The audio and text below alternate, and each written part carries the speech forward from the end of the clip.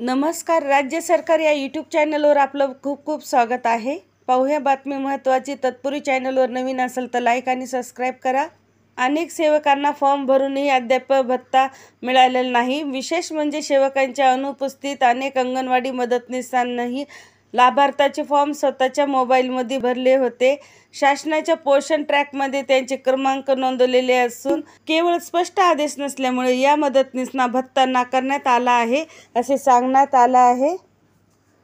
बैठकीत सरकारी सेवक दर्जा मिळावा, मानधन नको, किमान वेतन आणि सर्व कर्मचारी हक्क मिळेल पाहिजेत. ग्रॅज्युटी हक्क सेवा कालावधी पूर्ण केल्यानंतर ग्रॅज्युटीला लाभ प्रत्येक अंगणवाडी सेविकांना मदतनीस यांना मिळाला पाहिजे. अंगणवाडी महिलांवर अत्याचार, मानहानी व मानसिक छळ याबाबत शासनाने तात्काळ कठोर पावले उचलावीत अशी प्रत्येक जिल्ह्यातील तक्रार निवारण समित्या तयार कराव्यात असे ठराव करण्यात आले. वेतनाऐवजी नियमित वेतन, सर्व सेवा विशेष लाभ करण्याची मागणी व अद्याप विमा आणि निवृत्ती लाभ या योजनेचे लागू करण्याबाबत ठोस पाठपुरावा संबंधी चर्चा झाली.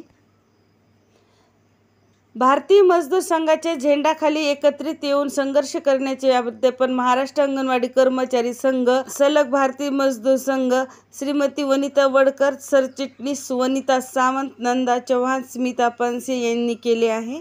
येत्या 16 जून पासून महाराष्ट्र राज्य बोर्डाच्या शाळेचे नवीन शैक्षणिक वर्ष सुरू होणार आहे. शैक्षणिक वर्ष 2025-26 ची सुरुवात 16 जून 2025 पासून होणार आहे, तर विदर्भातील जिल्ह्यातील शाळा 23 जून पासून सुरू होणार आहे.